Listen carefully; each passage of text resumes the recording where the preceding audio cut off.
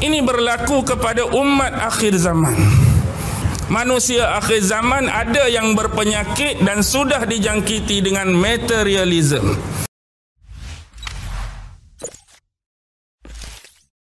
Assalamualaikum warahmatullahi wabarakatuh. Jumpa lagi dengan saya guys, Cak Mujib. Gimana kabar teman-teman semua? Semoga sehat selalu dalam lindungan Allah Subhanahu wa taala, dijauhkan dari segala mara bahaya, malapetaka, bencana dan bala serta berbagai macam penyakit. Amin amin ya rabbal alamin.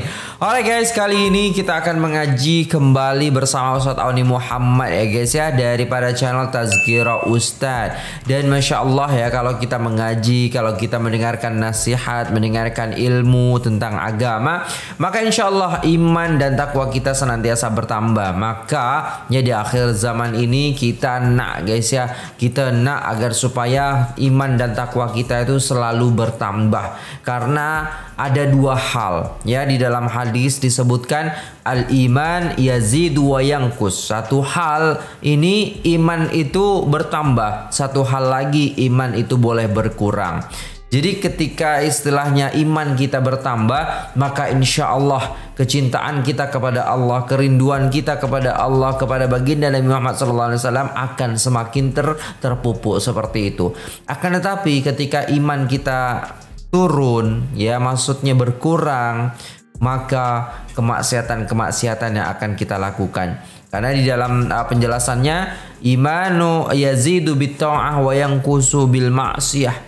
Ya, jadi iman itu akan bertambah karena kita taat kepada Allah atau melakukan kebaikan-kebaikan. Ya, iman itu akan menurun, akan istilahnya berkurang ketika kita senantiasa melakukan kemaksiatan. Jadi mari kita mendengarkan Ustaz Auni Muhammad ya, yang mana Masya Allah ya, beliau ini adalah orang yang jenius, orang yang istilahnya Masya Allah, otaknya itu cerdas banget ya. Kalau kita lihat daripada penjelasannya itu Masya Allah ya, di luar nalar kita seperti itu ya guys ya. Nah, tanpa berlama-lama langsung saja kita play videonya guys. Let's go. Saya katakan atau mungkin berani saya katakan, antara perang Badar, walaupun mungkin kita jarang baca, dengan perang Waterloo, yang mana lebih dekat di hati tuan-tuan? Tahu tak perang Waterloo ni? Perang Napoleon, Perancis lawan British. Perang Napoleon mungkin kita pernah belajar, dengan perang Badar hak mana lebih banyak ilmu dan pengetahuan kita antara dua perang ni? Perang Badar. Confirm, berani saya kata perang Badar bersama tuan-tuan. Betul atau tidak? Sebab benda ni diulang-ulang, benda ni di-recycle setiap masa. Bahkan berani juga saya katakan perang Uhud lebih banyak berada dengan tuan-tuan berbanding perang dunia pertama. Tuan-tuan belajar perang dunia pertama, tapi sebab belajar jarang-jarang, sikit-sikit benda tu tak melekat. Betul banget. Sebab roh kehidupan bagi sejarah itu kurang diberi perhatian berbanding dengan kisah-kisah dalam Al-Quran. Tapi penghayatan itu perlu diberi. Kenapa tuan-tuan? Kehidupan kepada roh inilah yang memberi makna yang paling besar untuk kita menghadapi peristiwa akhir zaman. Kenapa saya mengatakan demikian? Sebab dalam salah satu hadis yang disebutkan oleh Rasulullah sallallahu alaihi wasallam, kamu akan mengikuti jejak-jejak umat-umat yang terdahulu. Maksudnya manusia yang berada di ambang akhir zaman, manusia-manusia seperti kita, akan ada perangai mereka, sifat mereka mengikuti umat-umat yang terdahulu. Bila kita memerhatikan umat-umat terdahulu di dalam Quran, memang ada pelbagai ragam fashion mereka. Terutama sifat-sifat yang membentuk perlawanan dan pertentangan dengan para utusan-utusan Allah Subhanahu wa taala. Sebagai salah satu contoh, Nabi Allah Nuh alaihi salam adalah salah seorang nabi dan rasul yang diberikan umur dan usia antara yang paling panjang, 950 tahun. Nabi Allah Nuh berdakwah, tetapi yang berjaya didakwahkan oleh Nabi Allah Nuh, yang beriman kepada Nabi Allah Nuh cuma berapa orang? Yang terselamat di atas kapal tu berapa orang? 83 orang. Bayangkan tuan-tuan, 950 tahun yang beriman dan jadi pengikut dia 83. Kalaulah kita ambil purata setahun seorang berjaya didakwahkan, dah berapa tahun? 8. Dah 950 orang. Tapi 83 je. Nak habaq berbelah-belah tahun purata, baru seorang dapat pengikut. Baru seorang dapat diimankan oleh Nabi Allah Nuh alaihi salam. Punca paling besar pada zaman Nabi Allah Nuh ialah penyembahan berhala paling awal di atas muka bumi. Allah. Selepas zaman Adam, walaupun ada manusia yang melakukan kerosakan, ya, manusia yang melakukan keburukan dan dosa-dosa yang lain, dosa pembunuhan seawal anak Adam, Habil dan Qabil, tetapi isu mensyirikkan Allah masih belum ada.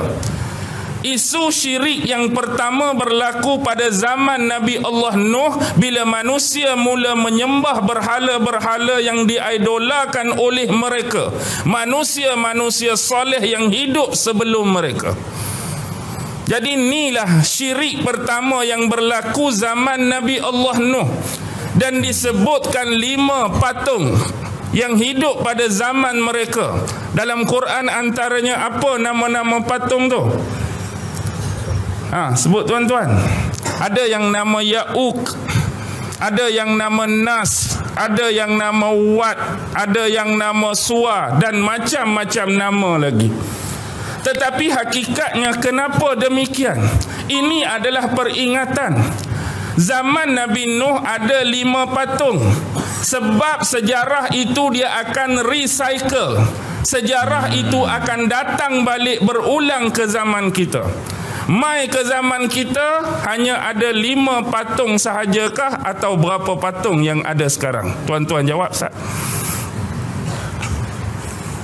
Dah awal-awal tu 5 patung. Lah ni kalau nak suruh tuan-tuan kira agak-agak tak berani nak kira. Terlampau sikit ke terlampau banyak? Banyak. Maksudnya benda tu makin hilang atau makin berkembang? Benda tu makin berkembang. Kesyirikan tak akan pernah pudar dalam dunia ni sampai hari kiamat. Dia akan terus ada, berlangsung sampai hari kiamat. Benda ni adalah penting tuan-tuan sebagai peringatan. Kisah Nuh bukan berakhir dengan wafatnya Nabi Nuh, bukan berakhir dengan Allah menenggelamkan kaum tersebut. Tetapi berakhirnya sampailah bumi ini dikiamatkan oleh Allah, sifat itu akan terus ada. Dia bukan kata banjir besar mari, mampui habis, mati habis, oh tak ada dah syirik, orang bertaubat belaka, sorry to say, no. Benda tu akan datang balik sampai akhir zaman.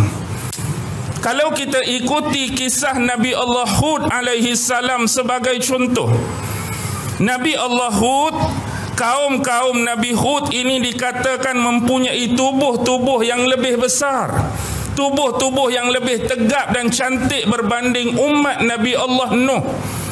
Mereka diberi kehebatan dari sudut membina tamadun, bangunan-bangunan yang besar, bangunan-bangunan yang tinggi. Boleh dikatakan kota metropolitan pada zaman tersebut. Bukankah imam-imam selalu membaca di awal waktu subuh surah Al-Fajr? Alam tara kaifa fa'ala rabbuka bi'ad irama dhatil imad allati lam yukhlaq misluha fil bilad. Adakah kamu tidak memerhatikan bagaimana Allah memperlakukan kepada kaum Ad?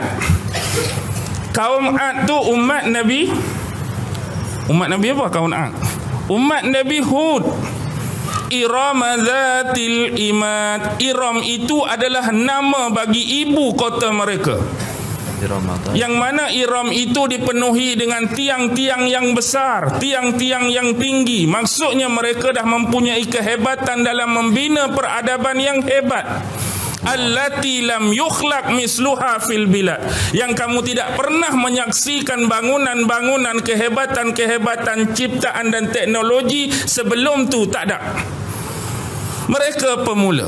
Tetapi apa yang berlaku kepada mereka akibat Allah memberikan anugerah dan keistimewaan itu, mereka terleka dan hanyut dengan kesenangan duniawi sehingga mereka meninggalkan syariat-syariat yang ditetapkan oleh Allah melalui utusannya Nabi Hud.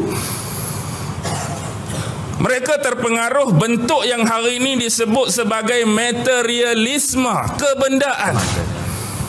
Terlampau mengagungkan kebendaan, cintakan kebendaan, sayangkan kebendaan sehingga syariat Allah, syariat Tuhan mereka tinggal. Allah. Syariat Tuhan mereka lempak ke tepi, nafi ke tepi, letak ke tepi, melebihkan materialism.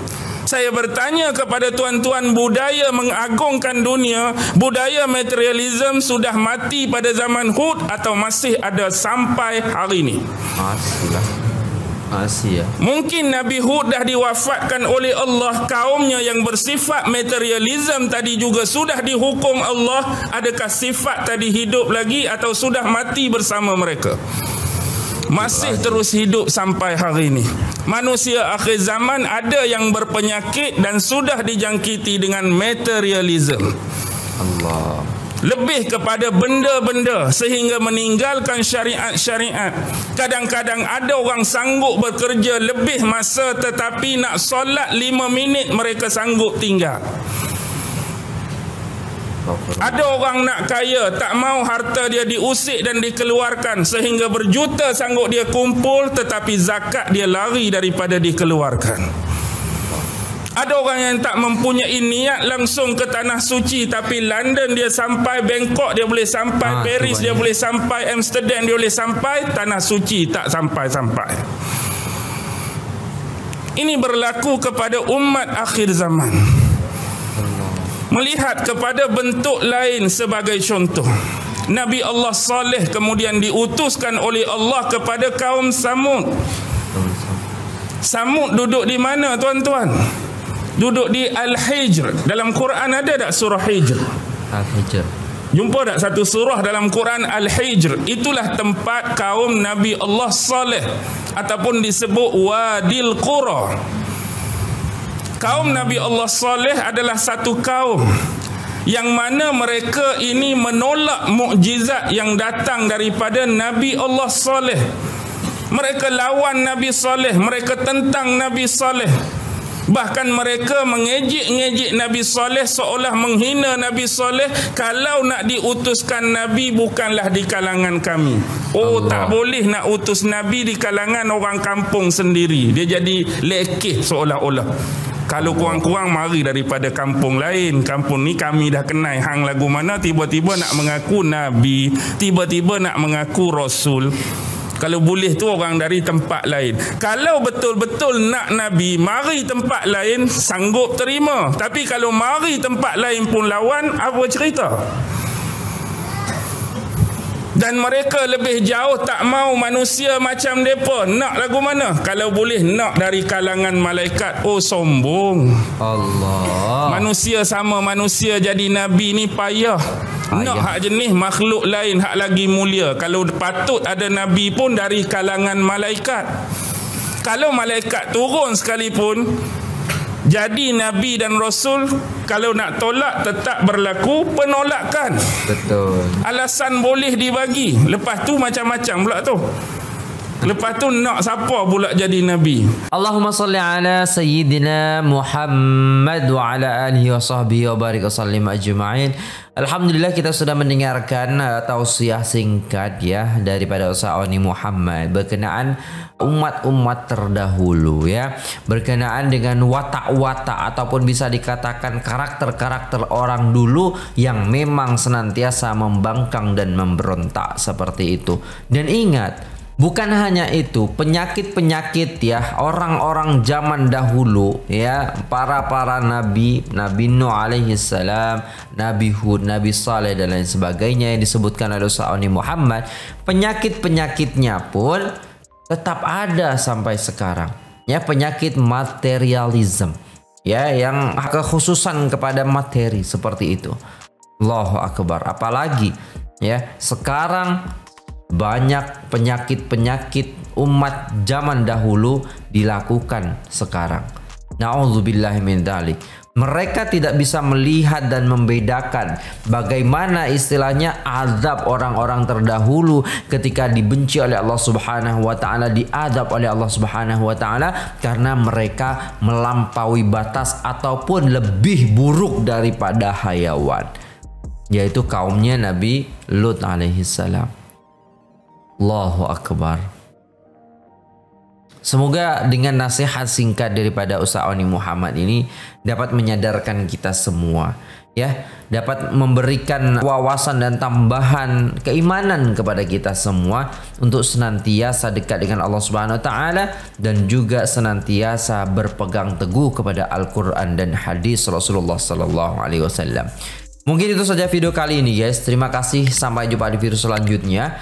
Semoga teman-teman sekalian dilindungi oleh Allah Subhanahu wa taala dan juga dibimbing, ya, diberikan hidayah untuk senantiasa melakukan kebaikan-kebaikan. Amin amin ya rabbal alamin. Terima kasih, apabila ada salah kata mohon dimaafkan. Wassalamualaikum warahmatullahi wabarakatuh.